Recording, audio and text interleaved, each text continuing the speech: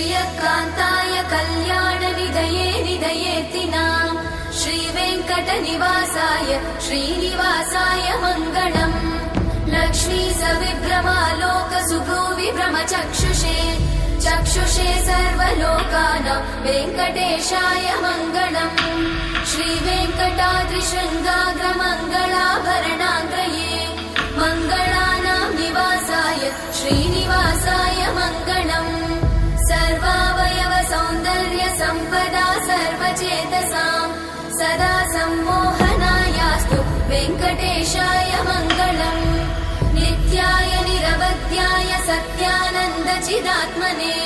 सर्वान्तरात्मने श्रीमद् वेङ्कटेशाय मङ्गलम्